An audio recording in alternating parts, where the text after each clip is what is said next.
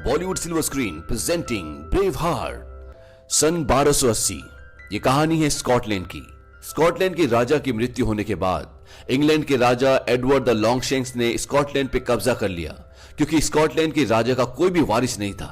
और अब Scotland England के राजा एडवर्ड लॉन्गशैंक्स के कब्जे में था, जो कि एक बहुत ही बेरहम बादशाह था। स्कॉटलैंड के बागियों ने एडवर्ड के खिलाफ आवाज उठाई और जिसके चलते एडवर्ड ने उन्हें एक समझौते के लिए बुलाया, लेकिन इसमें एक शर्त थी कि कोई भी हथियार लेकर नहीं आएगा।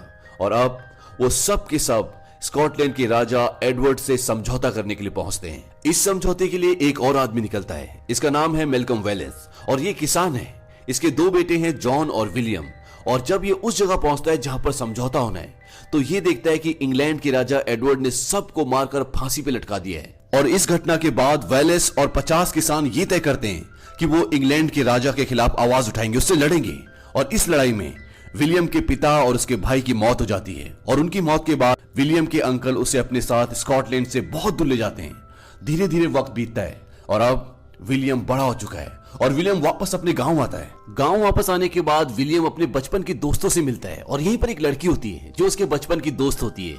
इसका नाम होता है मुरोन और विलियम को उससे प्यार हो जाता है और वो दोनों छुपके शादी कर लेते हैं। और वो छुपके शादी इसलिए करते हैं क्योंकि इंग्लैंड के राजा ने एक नया रूल निकाला था, जिसमें यह था कि जो भी नई शादी करेगा उसकी दुल्हन को हमारे जमींदार से सुहाग रात मनानी पड़ेगी। और इंग्लैंड का राजा एडवर्ड ये रूल इसलिए निकालता है क्योंकि वो स्कॉटलैंड के जमींदारों की जमीन हथियाना चाहता है और इस बात के लिए वो कभी नहीं मानेंगे, इसीलिए वो उन पे जुल्म कर रहा होता है। दरअसल ये एक बहुत पुरानी प्रथा थी जिसे अब दोबारा से लागू कर दिया गया था। वहीं दूसरी तरफ गांव में आज भी कुछ ऐसे लोग हैं जो इंग्लैंड के राजा एडवर्ड के खिलाफ आवाज उठाना चाहते हैं और इसके लिए वो एक बार विलियम के पास भी जाते हैं, लेकिन विलियम साफ साफ मना कर देता है। वो कहता है कि मैं खेती बाड़ी करना चाहता हूं, अपना परिवार बसाना चाहता हूं, क्योंकि किसी को भी नहीं पता कि विलियम की मुरोन से शादी हो चुकी है। अब एक दिन जब मुरोन गांव में होती है तो वहीं पर एक इंग्लैंड के राजा एडवर्ड का सिपाही होता है जिसकी मुरोन पे गंदी नजर होती है। और जब वो मुरोन को छेड़ता है तो वो उसे जोर से पंच मारती है और इसके बाद वो सिपाही मुरोन की इज्जत लूटना शुरू कर देता है।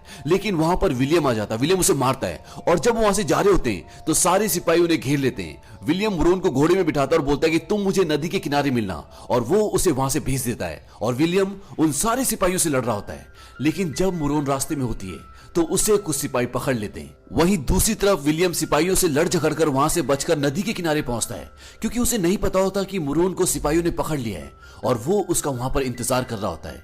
मुरोन को बीच गांव में एक खंबे के साथ बांध दिया जाता है और वो बोलता है कि सिपाहियों के ऊपर हाथ उठाने का मतलब है इंग्लैंड के राजा के ऊपर हाथ उठाना और इसकी सजा जरूर मिलेगी। और अब मुरोन जानती है कि उसे कत्ल करने वाले हैं और उसकी आंखें विलियम का इंतजार कर रही होती हैं, लेकिन विलियम नदी किनारों से ढूंढ रहा होता है और इसके बाद वो मुरोन का गला काट देते हैं और मुरोन मर जाती है। और जब विलियम गांव वापस आता है तो सारे सिपाही उसका इंतजार कर रहे होते हैं। विलियम को पता चल जाता है कि मुरोन को मार दिया गया है और विलियम उन सब पे हमला कर देता है। और जब विलियम उनसे लड़ रहा होता है तो गांव के और भी बागी लोग सब विलियम का साथ देते हैं और वो सारे अंग्रेजों को मार देते हैं। और जिसने मुरोन को मारा होता है उस अंग्रेज को वो उसी खंबे के साथ खड़ा करते हैं जहां पर उन्होंने मुरोन को किया था और विलियम उसका गला काट देता है। हालांकि विलियम ने बदला ले लिया, लेकिन विलियम ने अपनी जिंदगी में सब कुछ खोया है, अपने पिता को, भाई को, अपने गांव को और आज उस लड़की को जिससे उसने शादी की, जिससे वो प्यार करता है। और अब विलियम के पास जिंदगी में कुछ भी नहीं बचा और अपनी पत्नी को दफनाने से पहले वो उसे चूम कर आखिरी बार अलविदा कहता है। विलियम और उसके साथियों ने अपने गांव को अंग्रेजों से आजाद करवाया है और जब ये बात आसपास के गांव के लोगों को पता चलती है तो उनके साथ बहुत सारे लोग शामिल हो जाते हैं और इसके बाद ये चलती फिरती बागियों की एक टोली बन जाती है और इनका लीडर होता है विलियम वॉलेस और एक के बाद एक कई अंग्रेजों को मारते हैं। और इसके साथ साथ विलियम और उसके साथी मजिस्ट्रेट को मारकर पूरे शहर पे कब्जा कर लेते हैं। और इंग्लैंड का राजा एडवर्ड अब विलियम वॉलेस से पूरी तरह से परेशान हो चुका है और वो अपने बड़े बेटे को यह जिम्मेदारी देता है कि अब तुम्हें इस चीज को संभालना होगा। उसके बड़े बेटे की शादी हो चुकी है और उसकी शादी हुई है फ्रांस के राजा की बेटी से। हालांकि यह कहा जाता है कि उसका बड़ा बेटा कभी बाप नहीं बन सकता और यह फर्ज खुद एडवर्ड निभाएगा। एडवर्ड कुछ भी कर सकता है क्योंकि बहुत ही जालिम होता है। अब जब एडवर्ड ने अपने बेटे को विलियम वॉलेस की, उसके लोगों की और स्कॉटलैंड की पूरी जिम्मेदारी दे दी है, तो वो स्कॉटलैंड पे बहुत अत्याचार करता है और वहां पर एक बहुत बड़ी टुकड़ी भेजता है जिसमें पैदल सेना, तीरंदाज, घुड़सवार, ये सारे लोग होते हैं। और जब वो बड़ी टुकड़ी विलियम वॉलेस के लोगों के सामने पहुंचती है तो सब डर जाते हैं, वो वापिस जाना चाहते हैं। लेकिन विलियम वॉलेस उन सबको मोटिवेट करता है और वो ये डिसाइड करते हैं कि वो उस बड़ी सेना से लड़ाई करेंगे। अब उनके पास घुड़सवार होते हैं जिनसे जीत पाना लगभग नामुमकिन है। और जब घुड़सवार उनकी टुकड़ी पे आक्रमण करते हैं तो विलियम वॉलेस ने पहले से लकड़ी के बहुत बड़े बड़े भाले बना दिए होते हैं और जैसे ही घुड़सवार उनके पास आने वाले होते हैं वो सारे के सारे भाले उनकी तरफ खड़े कर देते हैं और जिससे सारे के सारे घुड़सवार मर जाते हैं। और इसके बाद विलियम वॉलेस और उसकी पूरी सेना अंग्रेजों पे धावा बोल देती है और इस लड़ाई में विलियम वॉलेस की जीत होती है, जो कि एक बहुत ही बड़ी जीत है। इस जीत के बाद स्कॉटलैंड के बड़े बड़े ओहदे वाले लोग विलियम को सर की उपाधि देते हैं और साथ ही में स्कॉटलैंड के रखवाले का खिताब भी। अब वहां पर जो बड़े बड़े लोग हैं वो सब आपस में लड़ाई शुरू कर देते हैं और ये लड़ाई होती है तख्त के लिए। वहां पर तख्त के दो दावेदार हैं। विलियम बोलता है कि अभी हमने अंग्रेजों को मात दी है लेकिन वो दोबारा हमला करेंगे। अब वहां पर एक आदमी बोलता है कि अब हमें क्या करना चाहिए। विलियम बोलता है कि हम इंग्लैंड पे हमला करेंगे। लेकिन विलियम की इस बात से कोई भी इत्तेफाक नहीं रखता क्योंकि इंग्लैंड के ऊपर हमला करना बहुत बड़ी बात है। और विलियम अपने साथियों के साथ वहां से चला जाता है और इसके बाद वो पहुंचता है यॉर्क सिटी। और यॉर्क सिटी में पहुंचने के बाद वो उस पूरी सिटी को लूट लेता है और वहां का जो मेन आदमी होता है वो होता है एडवर्ड का भांजा, यानी कि इंग्लैंड के राजा का भांजा। और वो उसकी गर्दन काटकर एडवर्ड को भिजवा देता है। और जब एडवर्ड अपने भांजे की कटी हुई गर्दन देखता है तो वो इस बात से डर जाता है और वो समझ जाता है कि आज नहीं तो कल स्कॉटलैंड इंग्लैंड पे हमला कर सकता है क्योंकि विलियम के इरादे बहुत ही मजबूत हैं। और वो अब विलियम के साथ समझौता करने के लिए किसी को भेजना चाहता है, लेकिन वो अपने बेटे को नहीं भेजना चाहता क्योंकि वो जानता है कि उसके अंदर इतनी काबिलियत नहीं है। इसीलिए एडवर्ड ये डिसाइड करता है कि वो अपने बेटे की बीवी को भेजेगा और वो विलियम से मिलने के लिए अपने बेटे की बीवी को भेजता है। और जब एडवर्ड की बहू इजाबेला विलियम से मिलती है तो वो उससे समझौते की बात करती है, लेकिन विलियम मना कर देता है। वो बोलता है कि ये गुलाम बनाने के तरीके हैं। बहुत साल पहले ऐसी एक बार और समझौते की बात हुई थी और जब वहां पर सब लोग समझौते के लिए पहुंचे तो एडवर्ड ने सबको फांसी पे लटका दिया। उस वक्त मैं बहुत छोटा था। वो इजाबेला को स्कॉटलैंड पे होने वाले अत्याचारों के बारे में भी बताता है। तभी वहां पर एक आदमी होता है, वो लैटिन भाषा में बोलता है कि ये झूठ बोल रहा है, ये एक दरिंदा है। उसे लगता है कि इसे लैटिन भाषा नहीं आती। विलियम लैटिन भाषा में उसे बोलता है कि मैं कभी झूठ नहीं बोलता, हाँ मैं एक दरिंदा हूं। और विलियम कहता है कि इसी बात को फ्रेंच में सुनना चाहोगे। विलियम को बहुत सारी भाषाएं आती है क्योंकि वो अपने चाचा के साथ बहुत देश घूमा था। अब इजाबेला वहां से सबको जाने के लिए कहती है और वहां से सब चले जाते हैं और वो विलियम से अकेले में बात करती है। वो बोलते हैं कि हमें तुम्हारी प्रेमिका के बारे में पता चला। विलियम बोलता है कि वो मेरी प्रेमिका नहीं, मेरी पत्नी थी। हमने छुप के शादी की थी ताकि मुझे उसको अंग्रेजों के साथ न बांटना पड़े, लेकिन उन लोगों ने मुझे पाने के लिए उसको मार डाला। इस बात से इजाबेला को दुख होता है और इजाबेला कहीं ना कहीं अब विलियम को पसंद करना शुरू कर देती है क्योंकि उसके अपने पति के साथ कोई भी रिश्ते नहीं होते, वो सिर्फ नाम की शादी होती है। विलियम कहता है कि पता नहीं मैंने तुम्हें सारी बातें क्यों बताई, शायद मैं अपनी पत्नी की हिम्मत तुम्हारी आंखों में देख रहा हूं। एक दिन तुम मल्लिका बनोगी, तब तुम अपनी आंखें खुली रखना। जाने से पहले विलियम कहता है कि जाकर अपने शहंशाह से कह दो कि विलियम के ऊपर कोई हुकूमत नहीं चलेगी और ना ही मेरे जीते जी किसी स्कॉट पे। और इसके बाद वहां से मल्लिका चली जाती है। इसी बीच ये भी दिखाते हैं कि विलियम को बार बार उसकी पत्नी सपनों में आती है क्योंकि वो उससे बहुत प्यार करता है, लेकिन वो अब उससे बहुत दूर जा चुकी है और वो किसी भी कीमत पे स्कॉटलैंड को आजाद करवाना चाहता है। वहीं दूसरी तरफ जब इजाबेला इंग्लैंड पहुंचती है तो वो बताती है कि उन्होंने समझौते के लिए मना कर दिया और यहां पर इजाबेला को यह पता चलता है कि वो यॉर्क सिटी पे हमला करने वाले, यानी कि एडवर्ड अब यॉर्क सिटी पे हमला करेगा जहां पर विलियम और उसके सारे लोग हैं। और यहां पे एडवर्ड की चाल ये होती है कि जब वो और उसकी सेना विलियम के सामने होगी तब एक बहुत बड़ी सेना पीछे से आकर एडवर्ड और उसके लोगों पर हमला कर देगी, जिससे वो इस युद्ध को पूरी तरह से हार जाएंगे। अब जब इजाबेला को एडवर्ड की चाल का पता चलता है तो विलियम को एक पैगाम भिजवाती है जिसमें इंग्लैंड के राजा एडवर्ड की पूरी चाल लिखी होती है। और जब विलियम को यह पता चलता है तो सतर्क हो जाता है। अब वहां जो ऊंचे ओहदे के अधिकारी होते हैं जिनके पास अपनी फौज भी होती है, वो ये लड़ाई नहीं लड़ना चाहते क्योंकि उन्हें लगता है कि इतनी बड़ी फौज से ना वो लड़ सकते हैं और ना ही जीत सकते हैं। पर विलियम बोलता है कि हम तुम लोगों के बिना पहले भी जीत चुके हैं, पर अब हमें तुम्हारी जरूरत है। स्कॉटलैंड के तख्त का दावेदार रॉबर्ट विलियम वॉलेस की बात से इत्तेफाक रखता है और वो विलियम से वादा करता है कि मैं तुम्हारा साथ दूंगा। अब दोनों सेनाएं आमने सामने होती है जिसमें एक तरफ विलियम और उसके लोग होते हैं और दूसरी तरफ होता है रॉबर्ट और उसकी बहुत बड़ी सेना। और ये वक्त है सन 1298 का।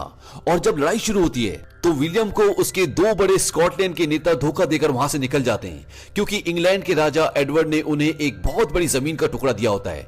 वहीं लड़ाई में विलियम और उसके साथियों का काफी नुकसान होता है, जिसमें उसके बहुत सारे लोग मारे जाते हैं। इसी लड़ाई के बीच एडवर्ड को लगने लगता है कि अब वो जंग जीत जाएगा और वो अपने कुछ साथियों के साथ वहां से जाने लगता है। और उसे जाता हुआ देखकर विलियम, जो कि अब घायल है क्योंकि उसे भी एक तीर लग चुका है, वो उसका पीछा करना शुरू करता है। और उसे पीछे आता देख एडवर्ड का एक आदमी उसे रोकने के लिए विलियम की तरफ आता है और उन दोनों के मुठभेड़ में एक पल ऐसा आता है जब विलियम उसे मारने वाला होता है, पर जैसे ही उसका मुखौटा उठाता है तो वो देखता है कि वो रॉबर्ट है, वही इंसान जो स्कॉटलैंड के तख्त का दावेदार है और जिसने विलियम को वादा किया था कि वो उसके साथ लड़ेगा। पर वो इंग्लैंड के राजा एडवर्ड के साथ विलियम के खिलाफ लड़ रहा होता है। हालांकि रॉबर्ट ऐसा नहीं करना चाहता था, पर अपने पिता के कहने पर उसे ऐसा करना पड़ा और उसे देखकर विलियम पूरी तरह से टूट जाता है, क्योंकि विलियम को हर तरफ से धोखा मिला होता है और विलियम जख्मी होने की वजह से वहीं बेहोश हो जाता है।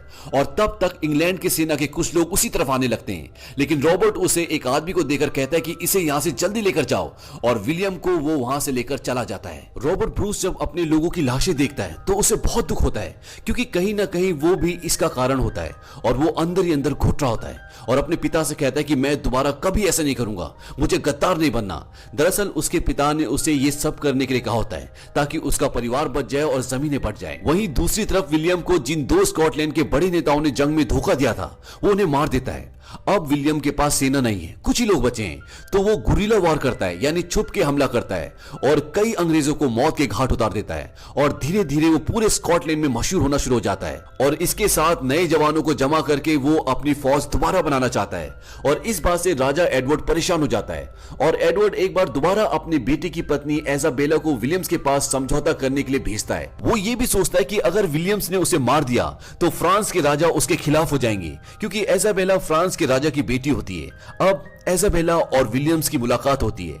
विलियम उससे पूछता है कि तुम मेरी मदद क्यों करती हो, क्योंकि उसने विलियम की मदद कई बार की होती है। वो बता देती है कि मैं तुमसे प्यार करती हूँ और इसके बाद उन दोनों के बीच में फिजिकल रिलेशन होता है और सुबह इजाबेला वापस इंग्लैंड चली जाती है। वहीं दूसरी तरफ रॉबर्ट ब्रूस के लोग विलियम से मिलने के लिए आते हैं। वो कहते हैं कि हमारे साथ चलो, पूरा स्कॉटलैंड एक हो जाएगा और हम मिलकर लड़ेंगे। हालांकि विलियम का दोस्त नहीं चाहता कि वो उन पर भरोसा करे, क्योंकि रॉबर्ट ने पहले भी विलियम को धोखा दिया था। पर विलियम जाता है क्योंकि वो स्कॉटलैंड की आजादी चाहता है और जब वो वहां पहुंचता है तो अंग्रेज उसे पकड़ लेते हैं और बहुत मारते हैं, जिससे वो बेहोश हो जाता है। इस बात से रॉबर्ट को बहुत गुस्सा आता है, क्योंकि उसे इस षड्यंत्र के बारे में कुछ भी नहीं पता होता। रॉबर्ट के पिता ने जमींदारों और अंग्रेजों से इस काम के बदले रॉबर्ट को स्कॉटलैंड का तख्त देने का वादा लिया होता है। अब विलियम अंग्रेजों की कैद में है और वो उससे कहते हैं कि तुम पर शहंशाह के खिलाफ बगावत का इल्जाम है। विलियम बोलता है कि वो मेरा शहंशाह नहीं है। वो कहते हैं कि उन्हें शहंशाह मान लो, मौत आसान होगी, नहीं तो बहुत तड़पोगे। लेकिन विलियम उसे शहंशाह नहीं मानता और वो ये तय करते हैं कि कल सुबह विलियम को सजाए मौत मिलेगी। अब रात को मल्लिका इजाबेला राजा एडवर्ड के पास जाती है। एडवर्ड अब बहुत बीमार है और वो मरने वाला है। इजाबेला उससे विलियम की जिंदगी की भीख मांगती है, पर वो कोई रहम नहीं करता। एडवर्ड का बेटा बोलता है कि पिताजी ने अपनी आवाज खोने से पहले मुझसे कहा था कि विलियम का सर कलम हो जाए, उसके बाद मैं आराम से मर जाऊंगा। इजाबेला को जब पता चलता है कि वो अब बोल नहीं सकता, तो वो उसके कान में बोलती है कि तुम्हारा वंश तुम्हारे साथ ही खत्म हो जाएगा, क्योंकि मेरी कोख में जो बच्चा है वो तुम्हारे वंश का नहीं है, क्योंकि वो विलियम का बच्चा होता है। और ये कहकर वो वहां से चली जाती है। अगले दिन विलियम को बहुत बुरी तरह से तड़पा तड़पा कर पूरी प्रजा के सामने मारा जाता है। उसके शरीर के कई टुकड़े किए जाते हैं। उसके सर को लंदन के पुल पर लटकाया गया और हाथ और पैर भी अलग अलग जगह भेजकर चेतावनी के तौर पर लटकाए गए, ताकि कभी कोई बगावत ना करे।